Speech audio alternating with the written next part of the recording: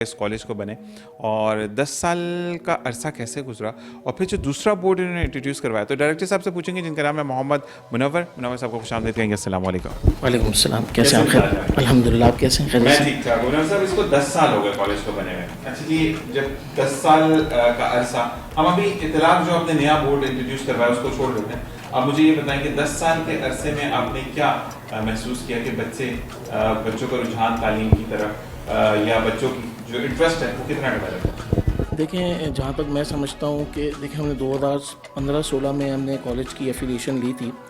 तो जहाँ तक मैंने एक्सपीरियंस किया है कि पाकिस्तान में जो अभी करंट जो लर्निंग जो सिस्टम चल रहा है उसमें ज़्यादातर बच्चे जो हैं वो रोड लर्निंग की तरफ बहुत ज़्यादा हैं।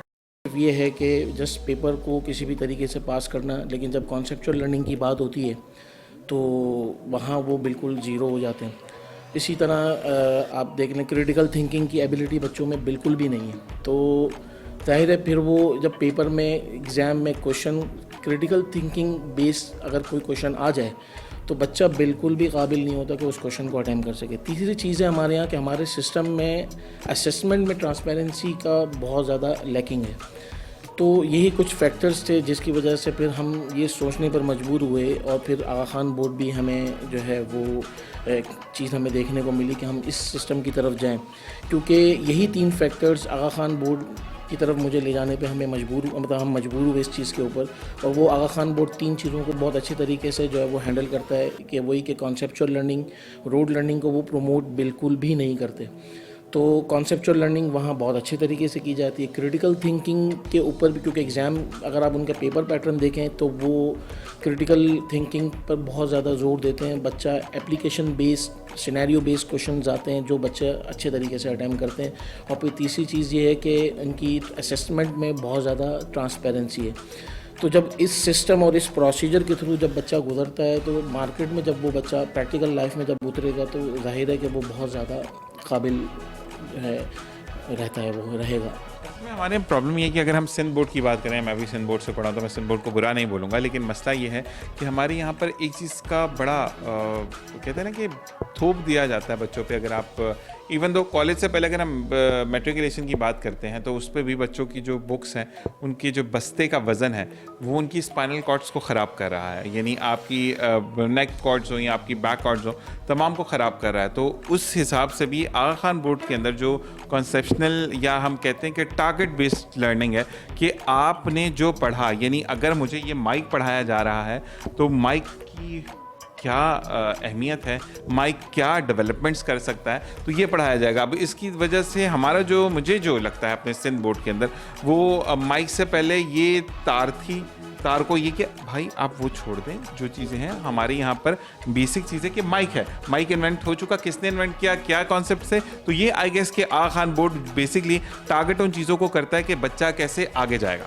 जी, अभी देखें, इसमें मैं यूँ कहूँगा, जैसे इसमें 2-3 बातें मैं जैसे शेयर करना चाहूँगा कि हमारा जो इंटर बोर्ड है उसमें आप यूँ देख लें कि पिछले 10 सालों में कभी कोर्स में इतनी डेवलपमेंट नहीं हुई जो कि अब जाके पिछले कुछ सालों में, मतलब 2-3 साल से कुछ डेवलपमेंट्स हुई हैं, वरना कोर्स तो पूरा ऑब्सोलीट उसका हो चुका है। एक बात। दूसरी बात ये है कि अभी मैंने रिसेंटली आगा खान बोर्ड का वर्कशॉप भी अटेंड किया था जिसमें इस चीज़ का भी जिक्र हुआ कि वो AI को भी बहुत ज़्यादा इंट्रोड्यूस आहिस्ता आहिस्ता लेके आ रहे हैं वो। तो मतलब ये है कि अच्छा, इसको अगर मैं कंपेयर करूँ अपने कराची बोर्ड से, तो आप देख लें कंप्यूटर, एक फॉर एग्जांपल कंप्यूटर का सब्जेक्ट ले लें आप, कंप्यूटर साइंस का, तो आप देख लें तो उसमें आज भी जो कोर्सेज पढ़ाए जा रहे हैं वो बहुत ज़्यादा ऑब्सोलीट है। मतलब बहुत ज़्यादा डेवलपमेंट की ज़रूरत है, जो कि बहुत स्लो प्रोसेस है। हो रहा है, ऐसा नहीं है कि डेवलपमेंट नहीं हो रही, लेकिन बहुत स्लो है। दूसरा, असेसमेंट में चेंज लाने की बहुत ज़्यादा ज़रूरत है, जो कि कोशिश तो की जा रही है, लेकिन ये है कि मुझे लगता है कि शायद अभी उसमें बहुत ज़्यादा टाइम उनको अभी डेवलप करने में लगेगा। तो मैं ये, लेकिन इस चीज़ से भी इनकार नहीं है कि आज के जो एग्जांपल ले लें, अगर आपके कराची के बड़े बड़े डॉक्टर्स भी इंटर बोर्ड से पढ़े हुए हैं, तो ऐसा नहीं है कि इंटर बोर्ड बिल्कुल ही हम यूँ कह दें कि यार ये तो बहुत ज़्यादा ख़राबी है, लेकिन ये है कि डेवलपमेंट लाने की बहुत ज़्यादा ज़रूरत है उसमें। यहाँ पर मेरा एक सवाल है कि आपके डेवलपमेंट्स कब आती हैं? यानी आपने 4 दिन पहले बच्चों को कहा कि हम जो है वो लैब को छज्जे पर शिफ्ट करें। अब बच्चे को एक आदत है कि वो कमरे में जाते हैं, एनवायरमेंटल है, ठीक है ना, तो बच्चा नहीं समझ पाएगा। हमारे इंटरमीडिएट का जो, मैं देखने वालों से भी यही पूछना चाहूँगा कि आप कोर्स में बिफोर पेपर जब चेंजेस कर रहे हैं और फिर आप बच्चे को 50% ग्रॉस मार्क्स देकर आप पास कर रहे हैं, तो आई डोंट थिंक सो कि बच्चे का कोई कॉन्सेप्ट क्लियर होगा। और फिर वो 50% पे तो वो वैसे ही क्लियर है। अब उसने पेपर किया या नहीं किया, 50% मार्क्स तो मिलना है, यानी 100 में से 40 वाला तो पास है आपका, तो यानी 50 मार्क्स तो बच्चे को वैसे ही मिल गए। तो आप मुझे ये बताएं कि फिर बच्चा कहाँ खड़ा? देखें, मैं ये समझता हूँ कि देखें, एक तो डेवलपमेंट लाना, दूसरा हमारी गवर्नमेंट में डिसीजन बहुत ज़्यादा डिले होते हैं।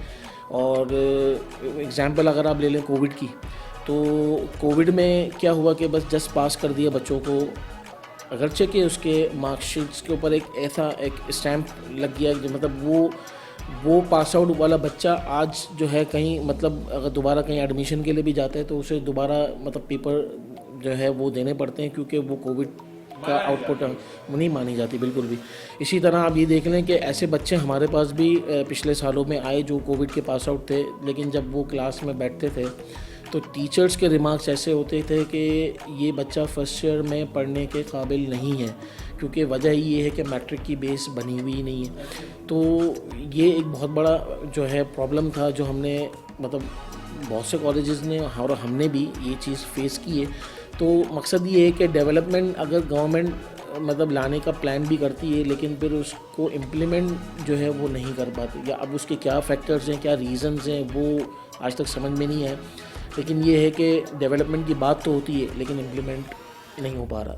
नहीं, अगर इम्प्लीमेंट करते भी हैं तो इतना फ़ौरन इम्प्लीमेंट होता है कि ना बच्चे समझ पाते हैं, ना वालिदैन समझ पाते हैं, और ना टीचर की कोई ग्रोथ होती है।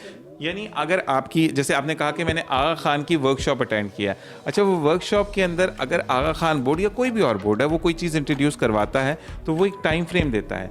यानी हम अगर मैं इसको एक आदत है लिखने की तो 2 साल के अंदर हम इसको इम्प्लीमेंट करेंगे। अब वो 2 साल के अंदर आपकी टर्म टू टर्म टीचर की काउंसलिंग होगी। जब टीचर को समझ आ जाएगा कि बेसिकली मैंने आगे जाकर क्या करना है, तो बच्चे को बेहतर तरीके से समझाएगा। सर इसमें तो देखें बड़ा आसान सी है बात को समझने की। देखें और भी तो बोर्ड्स कराची में काम कर रहे हैं, ओ लेवल्स को ले लें, आगा खान की दोबारा एग्जाम्पल ले लें, इनके कई सालों के स्केड्यूल पहले से स्केड्यूल्ड हैं चीज़ें सारी। पेपर पैटर्न है, पेपर के शेड्यूल क्या होगा, आने वाले टाइम में क्या स्केड्यूल वो अनाउंस करेंगे, वो पहले से डिसाइडेड है। तो इवन के कोई वर्कशॉप कुछ भी होगा वो उन्होंने पहले से प्लान किया हुआ। इवन कि हमारे पास भी वो सारे प्लानर आ चुके हैं। तो मैं ये चाहता हूँ कि ये चीज़ सिंध गवर्नमेंट भी तो कर सकती है ना। सिंध गवर्नमेंट भी मतलब एक आप यूँ कह लें कि स्केड्यूल पूरे साल का बना लें, प्लान कर लें, पूरा डेट्स अनाउंस कर दें पहले से। यहाँ ये ऐसा होता है कि एक तो आप कोर्स के चेंज की बात कर रहे हो, तो ये भी प्रॉब्लम काफ़ी टाइम से है कि जैसे पिछले सालों से भी, क्योंकि मैंने कहा कोर्स में डेवलपमेंट आ रही है, तो उन्होंने बहुत एंड मोमेंट पे जाके बुक्स चेंज कर दी, सिलेबस में चेंज लेके आ गए। इसकी तरह जो है वो एग्ज़ाम की जो डेट्स पहले अनाउंस की थी वो उस टाइम पे पेपर हुए नहीं, पेपर पैटर्न भी चेंज हुआ, बिल्कुल चेंज हुआ। तो ये चीज़ें अगर 1 साल पहले, या यूँ कह लें कि अगर वो 2025 में कोई चेंज ला रहे हैं तो उसे इम्प्लीमेंट करें, 2027 में इम्प्लीमेंट कर दें, ताकि बच्चे पहले से प्रिपेयर्ड हों कि हमें किस तरीके से नेक्स्ट सेशन में चलना है। ये बहुत बहुत शुक्रिया। मुनव्वर भाई हमारे साथ मौजूद थे, जो कि डायरेक्टर ऑफ रोवन कॉलेज हैं, और हम मज़ीद लोगों से बात करेंगे। और यहाँ पर सिर्फ एक बात कि अगर आपको प्रैक्टिस करवानी है अपने बच्चे को कि हम पैटर्न ऑफ पेपर चेंज कर रहे हैं या हम तर्ज़ पेपर को जदीद तरीक़ों से सामने लेकर आ रहे हैं, तो आप 15 मिनट एक्स्ट्रा टाइम दें बच्चों को और चेक करें कि आपने उस पेपर की कोई मार्किंग नहीं है, लेकिन सिर्फ आपकी एक शीट आए, आपकी मार्कशीट जो है उसके साथ एक अटैच हो जाए कि आपके बच्चे ने ये पेपर ऐसे इसको हल किया। क्वेश्चन बेस्ड पेपर दें, MCQs पेपर दें, ताकि बच्चे का कॉन्सेप्ट क्लियर हो। मिलेंगे एक ब्रेक के बाद मज़ीद लोगों से। देखते रहिए मुस्कुराते सुबह ज़ीशान सर। और जनाब वेलकम बैक। और जैसे कि तालीम की बात हो रही है, तालीमी निज़ाम की बात हो रही है, आगा खान बोर्ड की बात हो रही है, तो हमारे साथ मौजूद है मोहम्मद हारिस, जो कि दूसरे डायरेक्टर हैं रोवन कॉलेज के। और इनसे ये जानेंगे, इनसे मेरा सवाल ये होगा कि AO लेवल का बच्चा क्यों इंटरमीडिएट की तरफ नहीं आता, लेकिन जो इंटरमीडिएट के बच्चे होते हैं जिनका कॉन्सेप्चुअल ये बात होती है कि बच्चे ने 9th matric first year second year में पढ़ना है, तो बेहतर है कि वो AO लेवल्स की तरफ जाएँ। तो वो क्या रीज़न्स हैं वो हम जानेंगे हारिस से। अस्सलाम वालेकुम। वालेकुम सलाम। अल्हम्दुलिल्लाह। आप सुनाएं। सवाल तो मैंने आपसे कर दिया, तो मुझे ये बताइएगा कि क्या रीज़न्स हैं कि लोग बहुत ज़्यादा AO लेवल्स की तरफ जा रहे हैं। इंटरमीडिएट या हम मैट्रिकुलेशन की बात करें तो बहुत अच्छा था, जिसमें बहुत ज़्यादा डेवलपमेंट्स हुई हैं, कुछ चीज़ें ऐसी कि मैं ये बताता चलूँ कि देखने वाले जो कि हमें आज प्रोग्राम देख रहे हैं, तो रिज़ल्ट लेट कर दिया गया। अच्छा जी, उसके बाद जो चेकिंग कॉपियों की थी वो डिजिटलाइज्ड कर दी गई, जो कि उनको शायद तरीका ही नहीं समझ आया, तो फिर उसको मैन्युअली चेक किया गया। तो क्या ये रीज़न है कि बच्चों के साथ अनफेयर किया जा रहा है थोड़ा बहुत, कि लास्ट ईयर का रिज़ल्ट बड़ा ख़राब था तो बच्चे बड़े डिसहार्ट हो गए थे, तो इस वजह से वो AO लेवल्स की तरफ जा रहे हैं, या इसके पीछे कोई और वजह है? देखें, जो वजूहत आपने बताई हैं उनमें से ही कुछ वजूहत हैं, और दूसरा ये कि अनफेयर जो सिस्टम है इसका, जो अनफेयर जो ट्रांसपेरेंसी नहीं है, चीटिंग बहुत ज़्यादा कॉमन हो गई है। फिर सोशल मीडिया का दौर है, तो पहले भी चीटिंग हुआ करती थी। जब आपने और मैंने पेपर दिए होंगे तब भी जो है ना वो चीटिंग होती थी, हमने भी अपनी एक चीज़ है कि जब तक पेपर में चीटिंग ना थोड़ी बहुत, मतलब मैं ये प्रोवोक नहीं करा आपको, लेकिन जब तक फिल इन द ब्लैंक्स आपको ना पता चले मज़ा नहीं आता पेपर देने का।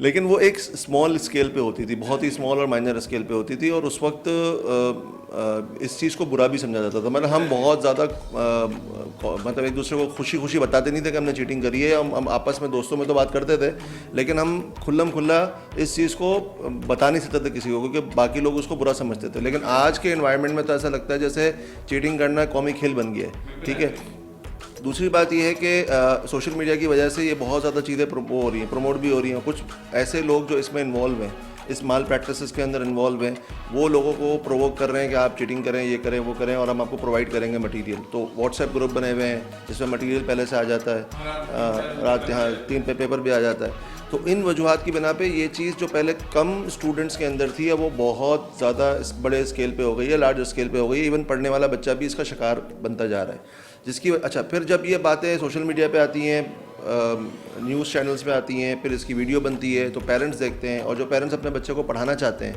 जो कहते हैं कि नहीं हमें अपने बच्चे को पढ़ाना है और कंसेप्चुअल बेस्ड लर्निंग करवानी है, और हम चाहते हैं कि हमारा बच्चा आगे हायर एजुकेशन में जाए, तो वो फिर इस सिस्टम से डिसहार्ट हो चुके हैं, मैट्रिक सिस्टम से और इंटरमीडिएट सिस्टम से डिसहार्ट हो चुके हैं। वो अपने बच्चों को फिर O लेवल्स की तरफ लेके जाते हैं, A लेवल्स की तरफ लेके जाते हैं। तो यही कुछ वजूहत हैं, और फिर रोड लर्निंग और ये सब यही वजूहत हैं जो बच्चे को, जो हमारे सोसाइटी के अंदर जो स्टूडेंट्स हैं और पेरेंट्स कम्युनिटी है, वो O लेवल्स A लेवल्स की तरफ जा रही है। तो मुझे ये बताइएगा कि जैसे कि अब हम अगर बात करें तो ये, अगर मैं फ़ाइल गलत नहीं हूँ तो ये आगा खान बोर्ड की है, जिनका इतलाक़ हो चुका है, यानी रोवन कॉलेज में। मुझे ये बताइएगा कि AO लेवल्स जो कि हम बात करते हैं वो बाहर से पेपर आते हैं, एक और किसी कभी एक निजी होटल है वहाँ पर पेपर्स हो रहे होते हैं, तो क्या आगा खान बोर्ड भी इसी तरीके से किसी होटल्स में पेपर लेता है, या ये भी इंटरमीडिएट की तरह आपके सेंटर्स जो है वहाँ जाना होता है, वहाँ पर आपके पेपर्स हो जाते हैं? देखिए, आगा खान बोर्ड में पेपर्स जो है वो होटल्स वगैरह में तो नहीं होते। जो आगा खान बोर्ड के एफिलिएटेड स्कूल एंड कॉलेजेस हैं, ठीक है, अब वो हैं सारे प्राइवेट, गवर्नमेंट अभी तक गवर्नमेंट जो हमारे स्कूल एंड कॉलेजेस हैं वो आगा खान से एफिलिएट नहीं हुए। तो प्राइवेट सेक्टर ही आगा खान बोर्ड से एफिलिएटेड है, और ये आगा खान बोर्ड है भी प्राइवेट बोर्ड। ठीक है, तो इनके पेपर्स इनके एफिलिएटेड स्कूल एंड कॉलेजेस में होते हैं।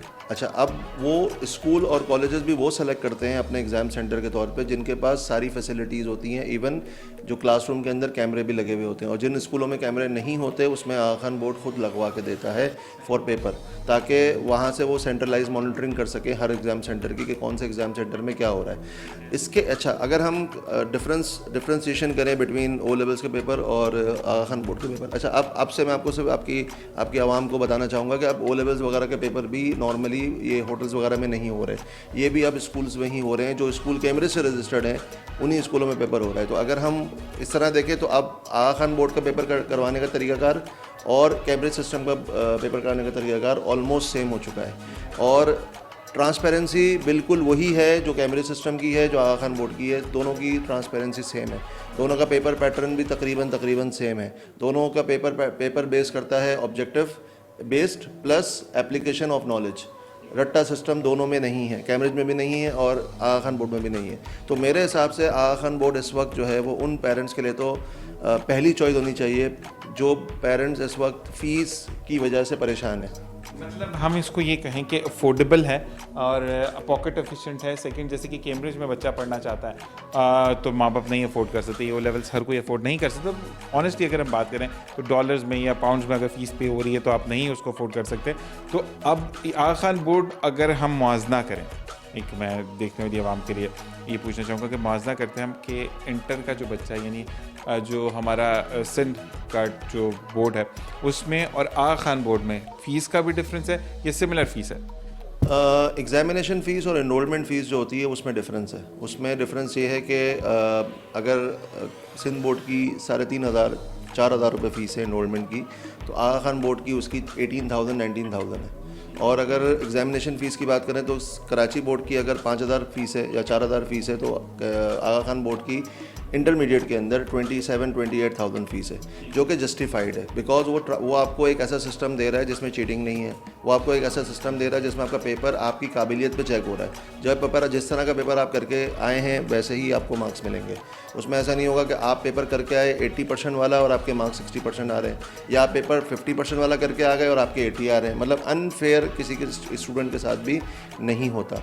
तो अच्छा, लेकिन अगर हम उसको ओ लेवल से कंपेयर करें, ओ लेवल से, तो ओ लेवल्स का एक पेपर या ए लेवल्स का एक पेपर, ख़ास तौर पे मैं ए लेवल्स की बात करूंगा क्योंकि बच्चा मैट्रिक से जब इंटरमीडिएट की तरफ जाता है या ओ लेवल से जब वो इंटरमीडिएट की तरफ जाता है तो ए लेवल्स और इंटरमीडिएट का कंपैरिजन होता है।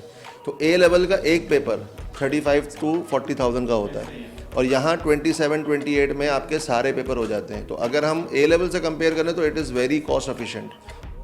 मैंने जहाँ तक पढ़ी है, क्योंकि अब एक अर्सा हो गया अब मैट्रिक किए हुए भी, और 2011 में मैट्रिक किया था तो अब तो खैर भूल आ गया। तो मुझे ये जानना है, ये जो मैंने पढ़ा है कि अब अगर आपके पास आगा खान बोर्ड की सर्टिफिकेशन है तो इजी टू एक्सेस जॉब भी है, ये बात सही है? जी बिल्कुल ऐसा ही है, क्योंकि बात वही आ गई ना कि या हमारे जॉब मार्केट में भी लोग ये देखते हैं कि बच्चा उसकी सीवी देखते हैं कि उसने मैट्रिक और इंटर कहाँ से किया। जब कराची बोर्ड आता है तो उसके माइंड में भी वही सोशल मीडिया की वीडियोस चल रही होती हैं कि ये तो चीटिंग करके पेपर पास किए होंगे इसने। लेकिन जब वो उसमें कैम्ब्रिज देखता है या आगा खान बोर्ड देखता है तो उसके माइंड में होता है कि नहीं, ये बच्चा पढ़ के आया है, ये अपनी मेहनत से पेपर दे के आया है। अगर उसके कम परसेंटेज भी है तो वो कम परसेंटेज भी उसकी अपनी मेहनत की है।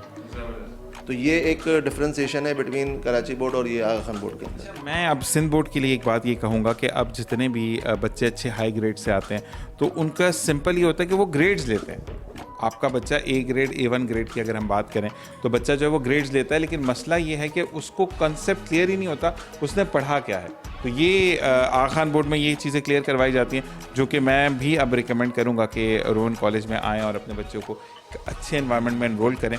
और क्या पैगाम देंगे हमारे देखने वालों को?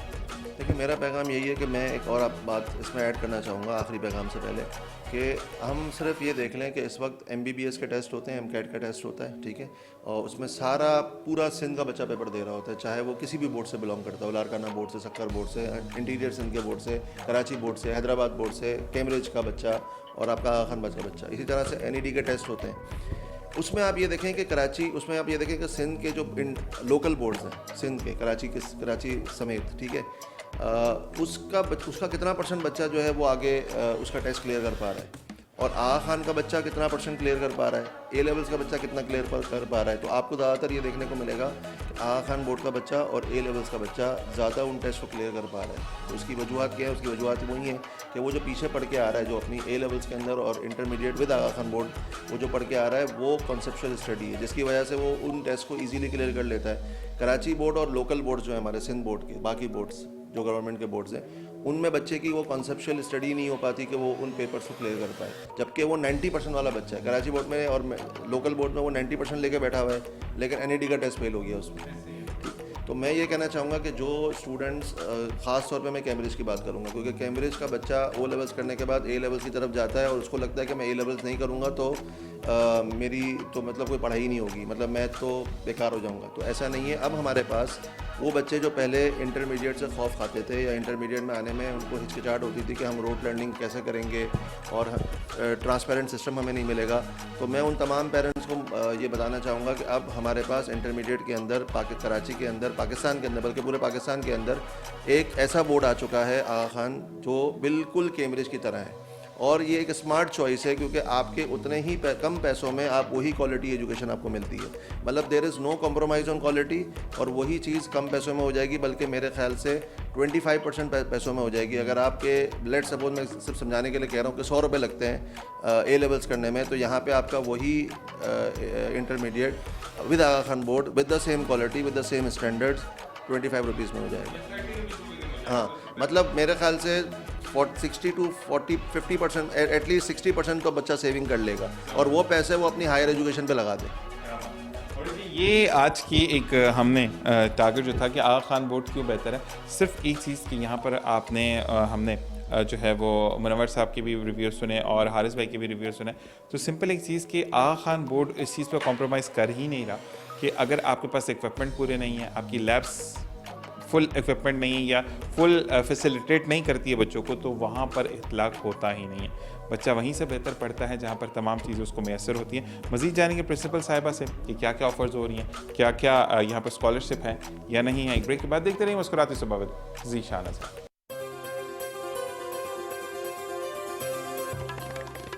और ये जनाब वेलकम बैक, एक बार फिर आपको खुशामदीद कहते हैं। और अब हम मौजूद हैं प्रिंसिपल साहिबा के साथ। प्रिंसिपल साहिबा का मकसद ये होता है, जहन में कुछ सवाल दौड़ते हैं, क्या हमें डिस्काउंट मिलेगा, क्या हमें फ़ीस में डिस्काउंट मिलेगा, क्या हमें एडमिशन में कोई ऑफ मिलेगा, या हमें अगर प्रॉब्लम है कि माँ बाप दोनों मिलकर कमा रहे हैं क्योंकि आजकल बड़े मुश्किल हालात चल रहे हैं और जैसे कि आप देख रहे हैं कि तेल की बिजली पानी और गैस के नरखों में इजाफा कर दिया गया, इसी तरीके से माँ बाप मिलकर कमा रहे तो घर की गाड़ी चल रही है। तो अगर बाप की तनख्वाह यानी जो घर के वालिद हैं बच्चे के या बच्ची के, उनकी तनख्वाह 10 तारीख को आ रही है, वालिदा की तनख्वाह 15 तारीख को आ रही है, तो क्या ये 10 तारीख को फ़ीस जमा करवाएंगे तो ही बच्चा कंटिन्यू करेगा या उसका नाम स्ट्रक ऑफ कर दिया जाएगा या उसको कॉलेज आने से मना कर दिया जाएगा? ये तमाम बातें जानेंगे हम निशा अती से। अस्सलाम वालेकुम। वालेकुम अस्सलाम।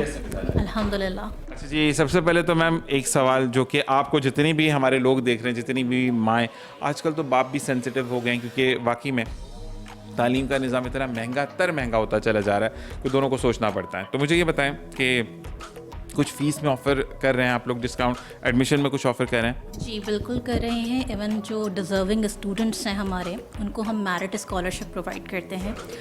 ए ग्रेड स्टूडेंट को A+, जिन स्टूडेंट्स का है उनको, और उनका जिनको जो हुफ़ाज़ हैं उनको भी हम स्कॉलरशिप प्रोवाइड करते हैं और ये डिपेंड करती हैं। कहते हैं ना कि अल्लाह तबारक व तआला ज़िंदगी में अगर हम बात करें तो मेरे सामने ये केमिस्ट्री की बुक पड़ी है, मैं इसको पढ़कर एक साइंटिस्ट तो बन सकता हूँ, लेकिन आखिर में जब पुल्ले सरात से गुजरना है उसका जो मंज़र है तमाम, वो मंज़र कशी करता है कि आप हुफ़ाज़ को जब दे रहे हैं स्कॉलरशिप, तो बड़ा, मैं तो इसको अप्रिशिएट, वो कहते हैं ना कि सैल्यूट वाला काम है कि जब आप लोग, हम अगर बात करें रोवन कॉलेज की, तो एक दरख्त का तो नाम, लेकिन एक अंग्रेज़ी फ़ील आती है इसको अगर आप बोलते हैं।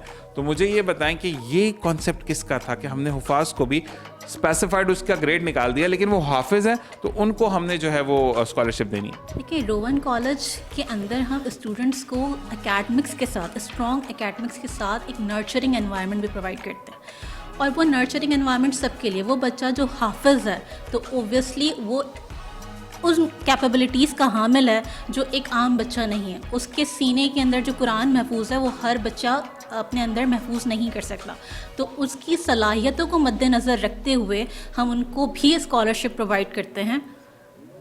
और बिल्कुल जी ऐसे ही। और मैं ये कहूँ कि बिल्कुल डायरेक्टर साहब ने बहुत अच्छी बात कही कि रोवन दरख्त का नाम है जो कि साया देता है, और ये वो छत है जो आपके बच्चे को साया दे रही है। और बड़े एक मैट्रिक में मैंने एक ऑटोग्राफ दिया था जिस पर आज भी मुझे फ़ख्र है कि वो मेरा बड़ा मशहूर हुआ था कि education is a garden and success is a flower, enter in the garden and pick up the flower. ये मुझे इस पर मार्क्स भी मिले थे अच्छे खासे।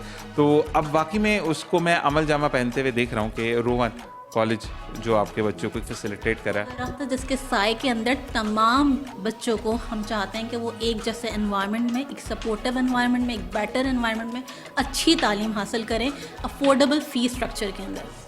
अच्छा जी, हम आपको टूर भी करवाएंगे, लेकिन कुछ सवालात ये हैं कि अगर बच्चा आता है, जो मेरा एक सवाल है, माँ बाप दोनों कमा रहे हैं, एक की फ़ीस तनख्वाह 10 तारीख को आ रही है, एक की 15 तारीख को आ रही है, बच्चा 18 या 20 से पहले आपको, या 16 या 17 से पहले आपको फ़ीस मंथली बेसिस पर जमा नहीं करवा सकता, तो क्या उसका नाम स्ट्रक ऑफ होगा या वो नहीं आएगा? बिल्कुल ऐसा नहीं होगा। हम किसी स्टूडेंट का नाम इस बेसिस पे स्ट्रक ऑफ नहीं करते। हम चाहते हैं कि पेरेंट्स हमसे अपने मसाइल को डिस्कस कर लें और जहाँ तक हमसे मुमकिन होता है हम उनको फैसिलिटेट करने की कोशिश करते हैं। अच्छा, मुझे ये बताएगा कि किन किन फैकल्टीज़ में आप ऑफ़र कर रहे हैं? मेरा प्री इंजीनियरिंग है, प्री मेडिकल है, कॉमर्स है, ये तमाम पे हम तमाम 4 स्ट्रीम्स ऑफ़र कर रहे हैं, जिसके अंदर pre medical, pre engineering, general science and commerce. ये जी जी बिल्कुल। असल में वो पढ़ाई को किए हुए भी काफ़ी अर्सा हो गया तो भूल जाती चीज़ें। अच्छा, तो मुझे ये बताएं कि अब एक रुझान था जब हमने मैट्रिक किया 2011 में, तो एक रुझान था कि इंजीनियर बनना है, मतलब सर मैं भी इंजीनियर बना। तो अब क्या इंजीनियरिंग की तरफ ज़्यादा है, एआई की तरफ ज़्यादा रुझान है, या कहते कि नहीं यार जिसमें इंटरेस्ट हो उसमें जाएं? देखिए, बच्चों का रुझान इंजीनियरिंग में भी है अभी, क्योंकि कुछ बच्चों का होता है कि उन्हें यूनिवर्सिटीज़ में एडमिशन लेना है, इंजीनियरिंग करनी है, सॉफ्टवेयर इंजीनियरिंग करनी है या इलेक्ट्रिकल इंजीनियरिंग करनी है, तो इंजीनियरिंग का भी रुझान है। जहाँ तक रही बात कंप्यूटर साइंस के एडमिशन की या एआई से रिलेटेड जो आपने बात की, देखिए कोर्स कोई भी हम पढ़ाएं, किसी भी स्ट्रीम का स्टूडेंट हो, हमारी कोशिश है कि हम कुछ ऐसे कोर्सेज भी अपने स्टूडेंट्स को कराएं जो कि इंशाल्लाह इस ईयर हम करेंगे। उसमें हम जो हमारा एक आउटडेटेड सिलेबस है उससे हटकर हम अपने स्टूडेंट को फैसिलिटीज़ प्रोवाइड करना चाहते हैं, जिसके अंदर हमारा इरादा है कि हम जो है वो एआई से रिलेटेड, आईटी से रिलेटेड, और वो कोर्सेज जो बेसिकली उनको उनके आगे फ्यूचर में हेल्प करेंगे, वो कोर्सेज भी इंशाल्लाह हम इस बार करवाएंगे। अच्छा, मुझे ये बताइएगा कि अगर मैं बच्चे को, अगर बीइंग अ स्टूडेंट मैं बात करूं, तो पढ़ पढ़ के भी बंदा बोर हो जाता है, तो कुछ ऐसी करिकुलम एक्टिविटीज़ हैं आपकी कि जो एकेडमिक से हटकर बच्चे को, चाहे आप एक बचपन में क्या फैंसी शो होता था या कोई ऐसी गेट टुगेदर्स आप बच्चों के साथ कॉलेज बेस्ड करते हैं कि बच्चे को एंटरटेन किया जाए, कि बच्चे को मज़ा आए पढ़ने में, कुछ ऐसी चीज़ें आपकी? तो ऐसा है, we have variety of curricular and co curricular activities, जिसके अंदर हम बच्चों को इंगेज करते हैं, उनमें कॉन्फिडेंस, उनमें स्किल्स, इवन उनकी पर्सनल ग्रोथ पे फोकस करते हैं। बिकॉज हमारे यहाँ हम ये नहीं चाहते कि स्टूडेंट्स सिर्फ अच्छे ग्रेड्स हासिल करें, बल्कि हम चाहते हैं कि वो स्किल्स हासिल करें जिसके बाद जब वो यहाँ से निकलें तो वो ना सिर्फ अपनी प्रोफेशनल लाइफ के लिए रेडी हों, ना सिर्फ अपनी हायर स्टडीज़ के लिए रेडी हों, बल्कि अपनी लाइफ के लिए भी रेडी हों। दूसरी बात यह है कि रोवन कॉलेज की बात करें या किसी भी कॉलेज की बात करें, जब आपको इन्वायरमेंट अच्छा मिलता है, तो आज अगर मुझसे कोई पूछता है, हालांकि I was a student there, it's not my own college, लेकिन मैं आज भी बताता हूँ कि मैं आदम जी साइंस का स्टूडेंट हूँ या मेरा कॉलेज आदम जी साइंस है, तो वर्ड यूज़ होता है मेरा, यानी हम इस चीज़ को ओन करते हैं, यानी आपका जितने भी बच्चे हैं वो सारे रोवन कॉलेज को ओन करेंगे। तो अगर इन्वायरमेंट ऐसा दिया जाए कि बच्चे को सिखाया जाए कि कैसे आपने के बिहेव करना है, कहाँ पर अगर बच्चा बहुत ज़्यादा ड्रैग हो रहा है तो उसको बिठाकर एक्टिविटीज़ में डाउन ट्रैप अप करके तो आगे बढ़ाया जाए। यहाँ पर एक और चीज़ भी ऐड करूँगी, हमारी जो को करिकुलर एक्टिविटीज़ हैं उसके अंदर हम बच्चे के अंदर एंटरप्रेन्योरशिप को भी डेवलप करते हैं। जैसे हमारा एक प्रोग्राम है जिसका नाम है फ्लेवर्स पर स्टूडेंट, इसमें हर फोर्टनाइटली बेसिस पर स्टूडेंट अपना कैंटीन खुद लगाते हैं और उससे उनके अंदर एंटरप्रेन्योरशिप की स्किल्स डेवलप होती हैं और वो सीखते हैं। उसमें डिफरेंट एक्टिविटीज़ होती हैं, बेक एंड सेल हो गई, उनका अपना कैंटीन होता है, उनमें उसमें वो सीखते हैं प्रॉफिट एंड लॉस, तो हम इस तरह की एक्टिविटीज़ भी करवाते हैं। मुझे एक बात बताएं कि अगर बच्चा स्टूडेंट है तो हर क्लास से एक स्टूडेंट निकलता है, ये पूरी क्लास एंगेज होती है उसमें स्टूडेंट्स के ग्रुप्स होते हैं। अब अगर किसी क्लास से एक स्टूडेंट आना चाहता है तो वो भी आ सकते हैं, किसी क्लास से 2 स्टूडेंट्स मिलकर ग्रुप में करना चाहते हैं वो भी कर सकते हैं। इवन ये भी होता है कि एक फर्स्ट ईयर का स्टूडेंट और एक सेकंड ईयर का स्टूडेंट अगर उनकी आपस में फ्रेंडशिप होती है तो वो अपना ग्रुप बनाते हैं, इससे बच्चों के अंदर भी रिलेशनशिप बिल्डिंग है। अच्छा, मुझे ये बताएं कि आपकी जो फ्लेवर है, चले समोसा हर एक ने बेच दिया, एक मतलब मजाक के लिए आपकी इसलिए बात पूछते हैं, समोसा बेच दिया, चिप्स बेच दिया, लेकिन कुछ होता है कि नहीं मैंने पराठा और चाय भी बनाना है, तो ऐसा होता है? बिल्कुल ऐसा हुआ। इवन एक स्टूडेंट थी हमारी लास्ट ईयर, उसने गोलगप्पों का स्टॉल लगाया था तो इस तरह की बहुत सारी चीज़ें होती हैं। मतलब टीचर्स कितना गए थे फिर इन्वॉल्व? एक तो होता है ना मैं चख लेती हूँ, वो चखने चखाने में आधा तो ख़त्म हो जाता है, ये था या नहीं प्रॉपर ख़रीदा? टीचर्स ने भी उनसे प्रॉपर ख़रीदा ताकि बच्चों को हम इनकरेज कर सकें। ये यहाँ पर तो ये वाली बात आ गई कि हज़रत खदीजतुल कुबरा रज़ी अल्लाह ताला अन्हु की आपने मिसाइल काम कर दी कि तिजारत में बरकत है, कारोबार में बरकत है, तो ज़बरदस्त एक अंदाज़ है। और अब मैं वो चीज़ जानूँगा आपसे कि जिसका हमारे देखने वालों को इंतज़ार होगा कि क्या ऑफ़ दे रहे हैं मुस्कुराती सुबह विद ज़ीशान अज़हर के देखने वालों को, और क्या हम आपसे आपके लिए हम क्या हासिल कर सकते हैं, तो मुझे बताइएगा। शान, अगर आपके प्रोग्राम के रेफरेंस से हमारे पास कोई भी स्टूडेंट्स आते हैं तो हम उनको फर्स्ट 3 स्टूडेंट को 50% डिस्काउंट ऑफर करें। मतलब ये बोलना ज़रूरी है कि मुस्कुराती सुबह विद ज़ीशान अज़हर का आप जो है वो प्रोग्राम देख कर आएँ तो ये कॉलेज का फॉर्म आपका 50% ऑफ आपको मेट्रो वन न्यूज़ के बिहाफ पर फर्स्ट 3 स्टूडेंट्स को मिलेगा।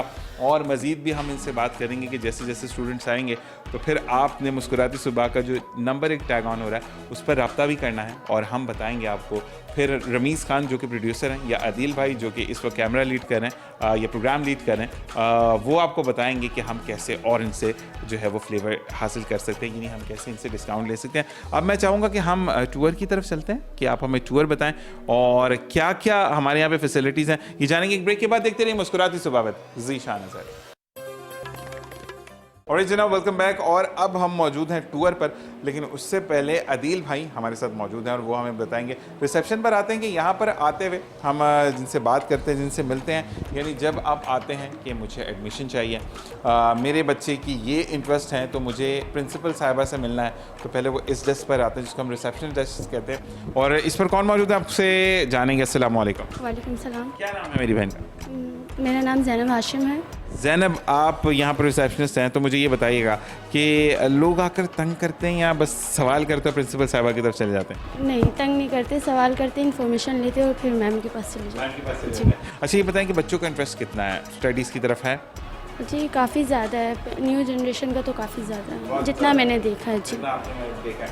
अच्छा, ये बताएं कि आप अब तो जॉब कर रही हैं, अपना जब अगर आपसे हम बात करें कि इंटरमीडिएट में तो अच्छा लगता था कॉलेज जाना या नहीं? नहीं, कॉलेज जाना तो अच्छा नहीं लगता था, हाँ, लेकिन मैंने कोचिंग से पढ़ा है तो कोचिंग रोज़ जाती हूँ। लेकिन रोवन कॉलेज के लिए मैं ये ज़रूर कहूँगा कि जो दरख्त का एक नाम इन्होंने रखा, तो बच्चे ना सिर्फ हमने पहले देखे, क्योंकि जब कोई चीज़ शूट हो रही होती है तो हम उस चीज़ को थोड़ा सा ये चाहते हैं कि लोगों को प्रॉपर इन्फॉर्मेशन जाए, तो मैंने ये देखा कि बच्चों का रश था, माँ बाप का रश था। और इन्फॉर्मेशन की अगर हम बात करें तो यहाँ पर एडमिशन्स की जो भरमार थी वो भी हम कैप्चर करते, लेकिन फिर अगर मैं उस भीड़ में फंस जाता तो फिर आप तक इन्फॉर्मेशन प्रॉपर नहीं जाती। चलें जी, टूर पे चलते हैं। मैम, प्रिंसिपल साहबा मेरे साथ हैं, ये पहला रूम है शायद हमारा क्लासरूम, और यहाँ पर कौन सी क्लासेस होती हैं मैम? यहाँ पर हमारी प्री मेडिकल की क्लास होती है बायोलॉजी की। जी बायोलॉजी की क्लास यहाँ पर होती है, और यहाँ पर हम जो है बच्चे आपकी चीज़ें पढ़ते हैं। और अगर हम बोर्ड पर भी देखें तो वो लिखा हुआ है welcome to Aga Khan board, मतलब आप लोगों ने प्रॉपरली आगा खान बोर्ड को इंट्रोड्यूस करवा दिया है। बिल्कुल बिल्कुल, हमने इंट्रोड्यूस करवा दिया है। अच्छा, ये मुझे बताइएगा कि आगा खान बोर्ड्स की बुक्स भी डिफरेंट है या वो सिर्फ टेक्स्ट बुक ही पढ़ते हैं? देखिए, आगा खान बोर्ड की कोई पर्टिकुलर बुक नहीं है। आगा खान बोर्ड के लिए SLOs हैं, स्टूडेंट लर्निंग आउटकम्स, जिनको स्टूडेंट ने अचीव करना है, वही हमारा मेन फोकस होता है। तो उसके अंदर बुक्स बेस नहीं करती? के लिए आप किसी भी कुछ रिकमेंडेड बुक्स हैं, आप उनसे भी पढ़ सकते हैं, आप नेट से भी हेल्प ले सकते हैं, लेकिन जो रिसोर्स ज़रूरी है वो उसमें जो भी रिकमेंडेड बुक्स हैं वो मौजूद हैं। अब हम चलते हैं दूसरी क्लास की तरफ, जो कि मैम अगर क्लास रूम 2 की बात करें तो वहाँ पर कौन सी क्लासेस को दी जाता है? क्लासरूम नंबर 2 के अंदर रूम 2 में हमारी कॉमर्स की क्लास होती है। ठीक है, तो कॉमर्स की क्लास है। रूम 2 हम बाहर से दिखाएंगे क्योंकि क्लासेस आई गेस सारी सेम है। जी जी, सारी सेम है। अच्छा, मुझे ये बताएं कि अगर कोई बच्चा ये कहता है कि आज मैम दिल नहीं कर रहा अपनी कॉमर्स की क्लास में पढ़ने का, हमने जो है वो प्री मेडिकल की क्लास में जाके बैठना है, तो कभी ऐसी शिफ्टिंग हुई? ऐसी शिफ्टिंग बच्चों की डिज़ायर पे तो नहीं हुई, लेकिन नीड पर, कॉलेज की नीड पर ज़रूर हुई। कभी कभार होता है एसी नहीं चल रहा, क्योंकि यहाँ पर प्रॉपरली एसी जो है वो चलें जी, कहा जा रहा है कि दिखाते हैं, आ जाए दिखा देते हैं, ज़बरदस्त हो जाएगा। तो ये बताएं कि हम बच्चों की लेकिन बाकी में एक चीज़ बड़ा इन्वायरमेंटल है कि हम ये बात करें तो बिल्कुल आप भी अंदर आ जाएं, ताकि हमारे जो कैमरा है वो फोकस करता हुआ लेकर आए कि प्रॉपरली चिल वाला माहौल है, जिसके अंदर अगर हम ये कहते हैं कि आपका बच्चा गर्मी में आता है तो एक ठंडा एनवायरनमेंट, और अगर सर्दी में तो फुल कवर्ड है। बिल्कुल बिल्कुल ऐसा ही है। नॉर्मल दोनों चीज़ें बिल्कुल ऐसा ही है। जब सर्दियाँ होती हैं तो ओबियसली विंडोज़ वगैरह बंद होती हैं, अभी जब तक गर्मियाँ हैं एसी चल रहे होते हैं। और ये चीज़ है कि आपका बच्चा जब फैसिलिटीज़ के साथ पढ़ता है, यानी आप प्रॉपर पैसा देते हैं, तो रोवन कॉलेज आपके बच्चों को ना सिर्फ तालीम देता है बल्कि वो तमाम इन्वायरमेंट आपके बच्चे को मुहैया करता है जो कि वो डिज़र्व करता है। ना सिर्फ डिज़र्व करता है बल्कि उससे उसके पढ़ने की एकेडमिक नीड्स बढ़ती चली जाती हैं।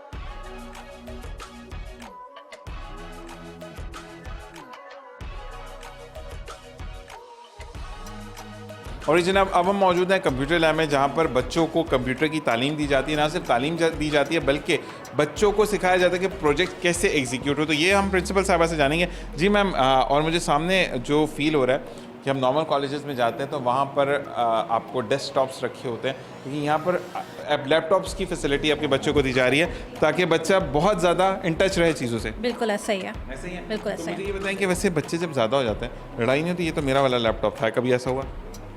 नहीं, ऐसा नहीं हुआ।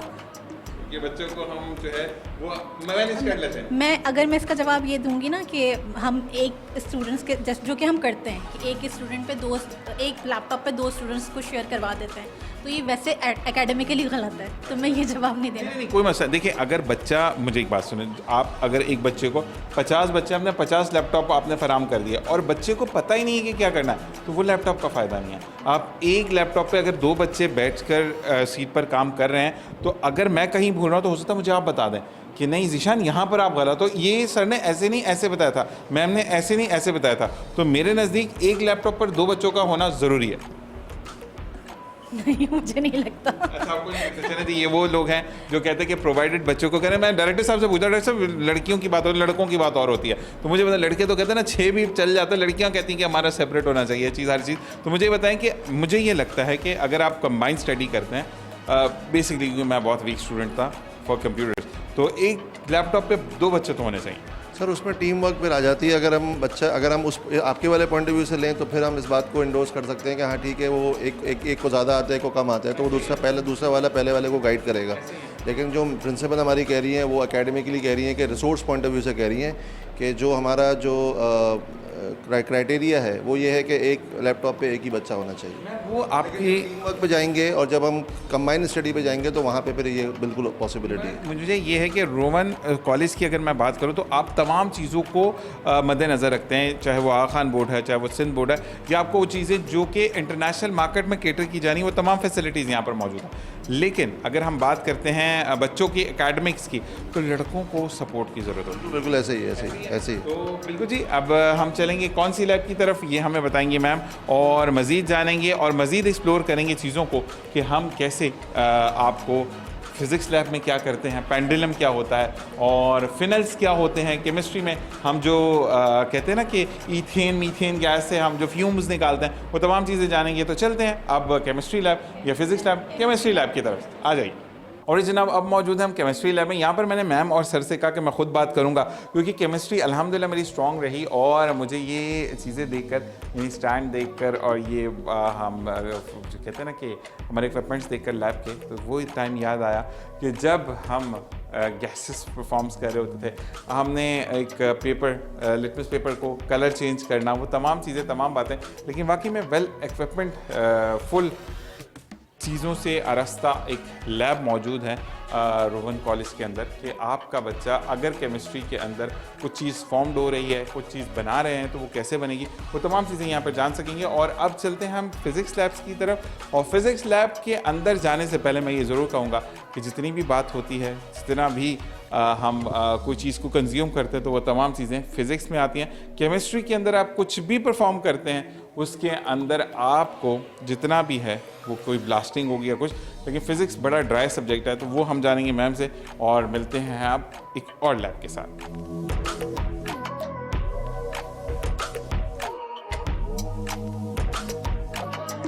और जी, अब हम मौजूद हैं main centre of the college. किसी भी कॉलेज के लिए लाइब्रेरी बहुत ज़्यादा ज़रूरी है, और वेल बुक्स यहाँ पर मौजूद है, वेल इक्विपमेंट, एक आपको कहते हैं ना कि जितना ज़ख़ीरा यहाँ पर मौजूद है बुक्स का। तो मैं मैम से ये जानना चाहूँगा कि अगर किसी बच्चे को कॉन्सेप्शनली कोई कॉन्सेप्ट क्लियर करना है, तो क्या वो बुक्स घर लेकर जा सकता है या उसको लाइब्रेरी में बैठकर पढ़नी है? वो बिल्कुल घर लेकर जा सकता है। हमारे पास तमाम रिसोर्सेज मौजूद हैं, तमाम सब्जेक्ट्स की किताबें मौजूद हैं, और एडिशनल रिसोर्सेज भी मौजूद है। अगर बच्चा अपने टेक्स्ट बुक्स के अलावा मज़ीद कोई और रिसोर्स स्टडी करना चाहता है, तो हम वो भी उसको प्रोवाइड कर देते हैं, और वो घर भी लेके जा सकता है। ठीक है, तो इसका टाइम होता है कि इतने दिन में आपने वापस देना, ये ज़रा बताइएगा। बिल्कुल, उसका एक टाइम पीरियड होता है, और उसी के अंदर स्टूडेंट ने उसको रिटर्न करना होता है, जो एक लाइब्रेरी का तरीक़ेकार होता है। अच्छा जी, एक तरीक़ेकार ये है कि अगर आपने आधी बुक पढ़ ली और आपके पास टाइम नहीं मिला, आप वापस कर दें, 2-3 दिन बाद आप दोबारा इशू करवा लें, ऐसा भी? बिल्कुल इशू करवा सकते हैं, और उसका ड्यूरेशन वो एक्सटेंड भी करवा सकते हैं अपने पास रखने का किताब को। चलिए जी, जब हम लाइब्रेरी में मौजूद है, तो मुझे ये बताइएगा कि आजकल IT का बड़ा रुझान है, IT के कोर्सेज बड़े हो रहे हैं, AI के स्मॉल कोर्सेज हो रहे हैं। आपको आजकल डिजिटलाइज मार्केटिंग को सिखाया जा रहा है, तो क्या रोहन कॉलेज इसमें भी बच्चों को फैसिलिटेट कर रहा है? जी जी बिल्कुल कर रहा है। और ये मैंने अभी थोड़ी देर पहले भी आपसे बात कही थी कि अभी हमारा नेक्स्ट सेशन में प्लान है कि हम जो हमारा करिकुलम है, जो सिलेबस है, उसके अलावा भी कुछ ऐसे कोर्सेज कराएंगे जिसमें IT हो गया, ग्राफिक डिज़ाइनिंग हो गया, जो हम हमारे तमाम स्टूडेंट्स को ऑफ़र करेंगे ताकि उनके अंदर स्किल्स भी डेवलप हो सकें, वो जो उनको फ्यूचर में हेल्प करें। ओके जी, हम थोड़ा सा अगर आप पीछे की तरफ जाएं तो मैं अपने देखने वालों को बताऊंगा कि यहाँ पर बुक्स मौजूद हैं, जो कि अगर हम प्रिंसिपल ऑफ कॉमर्स आप ये देख रहे हैं कि अगर किसी बच्चे के पास रिसोर्स नहीं है या वो फ़ीस देने के बाद नहीं अफोर्ड कर सकता बुक्स को, तो वो यहाँ लाइब्रेरी से लेके जा सकता है। देखिए इन्होंने बिल्कुल आसान कर दिया कि मिक्स बुक्स हैं, बैंकिंग की बुक्स है, पाकिस्तान स्टडीज़ से रिलेटेड बुक्स हैं। तो ये तमाम चीज़ें स्टूडेंट्स के लिए ना सिर्फ आसानी है रोहन कॉलेज में, बल्कि हर चीज़ को हर तरीके से आसान बनाया गया है कि बच्चा ना सिर्फ पढ़े बल्कि फ्लेवर एंजॉय करे कि स्टडी है क्या, और जो वो पढ़ कर जाए वो जब तक वो ज़िंदा है अपने जितने भी देखने वाले हैं, सुनने वाले हैं, उसको सुनने वाले हैं, वो उनको फ्लेवर लेकर बताए। ऐसा ही है? बिल्कुल ऐसा ही है। स्टडी कर ली आप लोगों ने? बिल्कुल ऐसा ही है। ये चीज़ है। तो अब हम चलेंगे एक और अनाउंसमेंट की तरफ, और हमें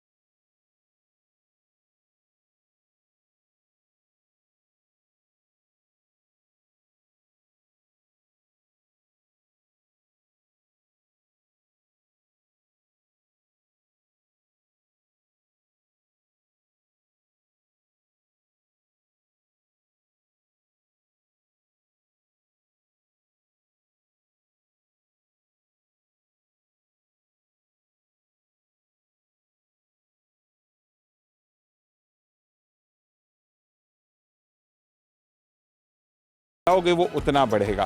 तो हमें इल्म के साथ साथ ज़िंदगी में लोगों की इस्लाह करनी है। अगले प्रोग्राम में फिर मुलाकात होगी।